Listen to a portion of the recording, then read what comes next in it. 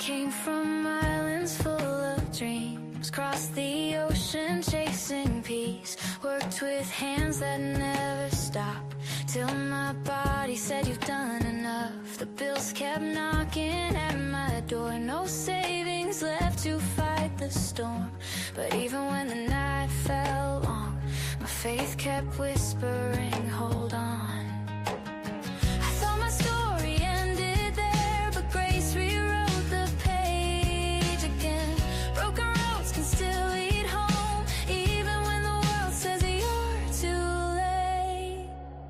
I'm still rising, even when I fall. God's not done with me at all. From the ashes of my fear, hope keeps pulling me near.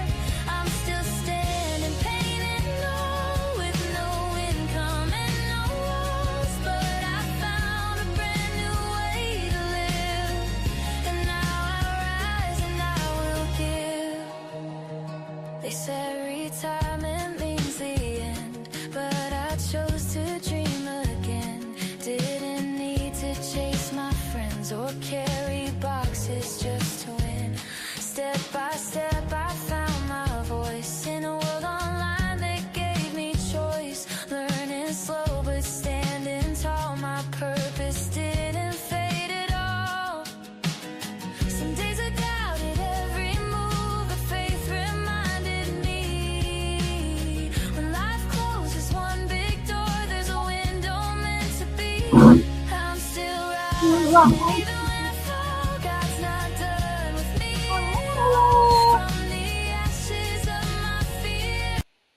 Hello, maayong gabi sa kaninyong tanan sa mga tulo ka milyon nga naniya na karon sa akong studio. Maayong gabi. Nakasulay ka ba nga nakapamalandong sa imong kinabuhi o nangutana sa imong kaugalingon?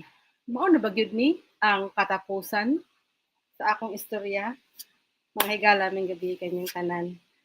Kay ako niabot na sa akong kinabuhi. Munang nangutana ko sa inyo kay kung kamo anaa mo puy mga panahon nga ingon ana, stay with me kay mag-istorya ta.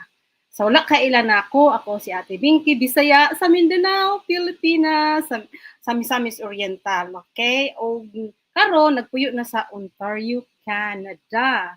Karon sayo nga nag-retire tungod sa balatian. Oh, padayon nga, estudyante sa kinabuhi.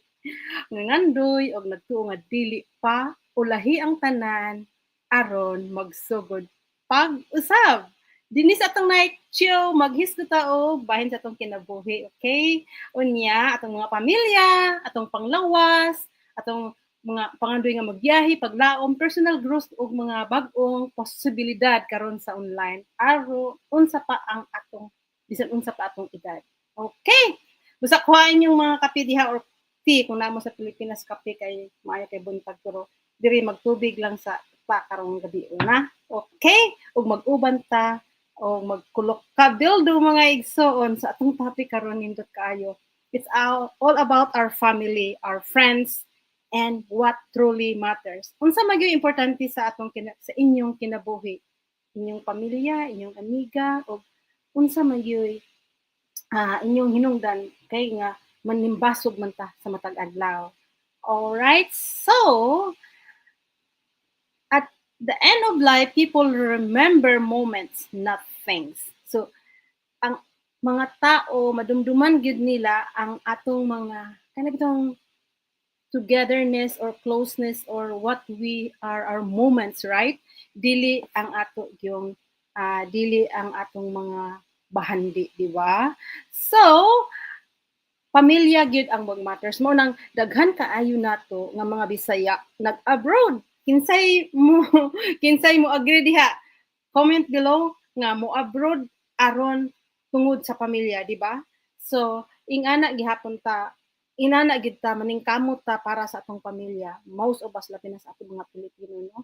Unya, ang pag-abot nato diri sa abroad na nindot kaayo yun nga kanang inig-abot bitaw nimo sa lugar niya. Naa bitaw kay nailhan nga Bisaya. Oh, yung lipayan no. So ingana pug ko no, makig halubilo ta og mga Bisaya kay kanang karelate magud sa atohang mga pinulungan ano nya mas nindot nga do na ata dinhi sa lang nasod pero kung makakita kita Bisaya lami itong paminaw lami kay motive ding ba di ba kay lami man magistorya og nindot di lami kay makaon din na para sa photo na ako ganina lami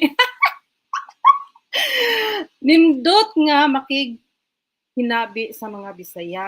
So mao na siya nga akong show ako nang gituyo Together All Bisaya. Labi na ka na bitaw nagtrabaho og duha og tulo ka trabaho ingon ana gyud ko sa una ha. No magtrabaho ko og duha ka trabaho, tulo ka trabaho, karang aron gid ka nang kanang bata-bata pa sad tanog gakalimot sa atong kaugalingon nga atong lawas sa ripuhunan. Noon niya pag-abot sa panahon nga masakit na tam kinta ngano man to akong gihimo di ba? I am like that. Kung sa comment below kung usa sa pagkakasasige gyud kud taman-taman. Mga igsuon dili man daw tanong nga magtrabaho ta taman-taman. Pero usahay ang atong gong lawas mura ra magunag makina no, di ba?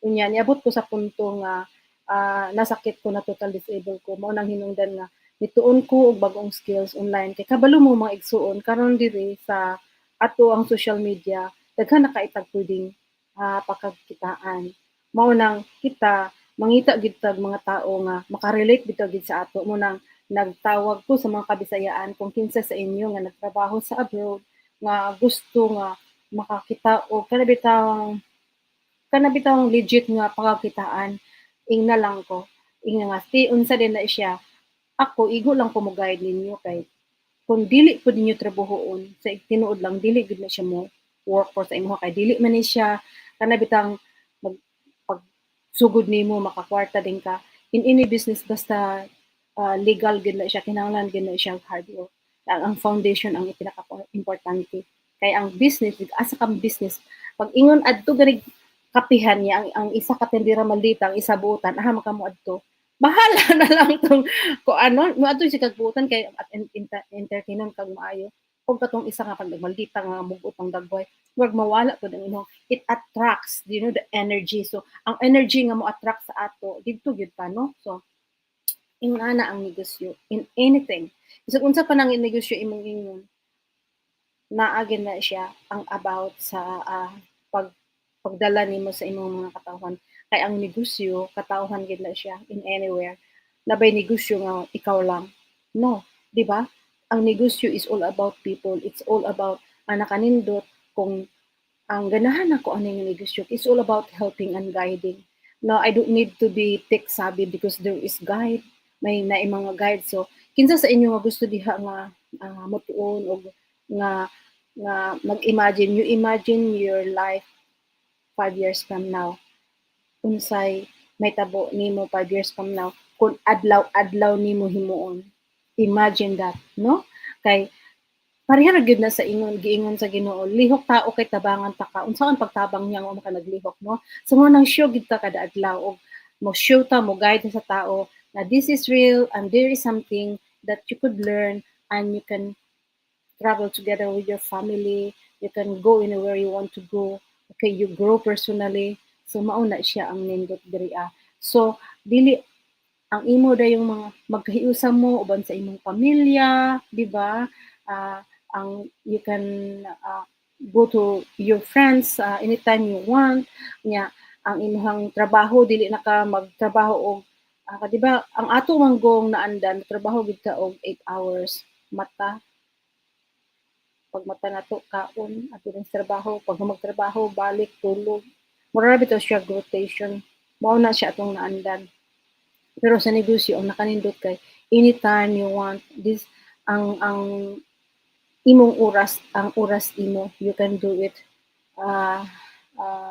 anytime nga imuhang yung kana bitang imo para sa ako kung dili may ang paminaw rest nya kung okay na ana na pud ko okay so aron ang imong lawas dili mo surrender mo kay lawas sa bitong puran unsa may unsaon man nato kung wala na pud atong lawas mo surrender na para sa akin no di na ako katrabaho kaayo ka nang busok-busok ba magreklamo na akong lawas munang nitambok na si Atbinti gamay so una mo ra kog tiklagong no unya ang nakanindot pod kinahanglan nato pang taon ang atong kung legitimate ba gid ni siya so mao nang I will be guiding you kung kinsay gusto nga maki gusto pa nga molambo pa. So kinsa sa inyo nga nagtrabaho diha sa abroad, nga kuan unsay nga naningkamot para sa pamilya ug magsigi og kanang trabaho para lang gyud nga madugangan or ang inyong mga kita. Na akong na mangita og lain nga paagi, comment below lang siya kay para sa ako no kini bitaw nga akong gihimo. I can spend time sa akong mga kanang dinhi sa dire ko nagpuyo na sa una magtrabaho ko di gali ko nga bisita sa akong amiga. So puro ra man ka kanang mura bitog nasa cycle na imong kuan niya ang imuhang madawat fix unya karon pagkasakit nako wala na. But anyway, so I'm so thankful and grateful nga nakatuon ko ani nga na sa nang bag-o bitaw nga online nato nga pwede nato tun-an. So muna nagpasalamat kaayo ko ug salamat jud kaayo pud nga kanang maka-spend time ko sa akong mga minahal sa kinabuhi, no? So, kinsa sa inyo nga grateful kaayo tungod sa ilahang mga naabot na sa kinabuhi o sa ilahang na nakabot unya ang grateful food nga nakaka-create na of memory sa ihang mga pamilya. Nindot kaayo nga feeling, di ba? So, comment below kung gusto mo nga mo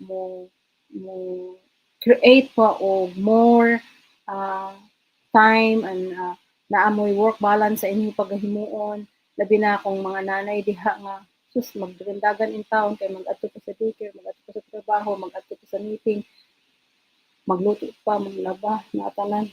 So muna mag-run down ang atong lawas, no? So, maura to ang akong mga paanggit karong adlaw. Daghang kayong salamat. Comment below sa mga Bisaya kung asa mo karon, kung kinsay naminaw nga Bisaya, asa mo dapit nga Bisaya, Cebu, Visayas, Mindanao. Let me know and where are you at right now. So, maura to itong panagkulo kabildo karong gibiuna hangtod sa sunod na to nga panagkita o write down below na you are grateful for because today is Sunday and there are so many things we are grateful for. Okay, maurat to. Daghang salamat sa inyong pagpaminaw hangtod sa sunod. Og na ako'y gi-compose na kanta paminaw. Keeps pulling me near. I'm still standing, painted gold with no income and no walls. But I found a brand new way to live. And now I rise and I will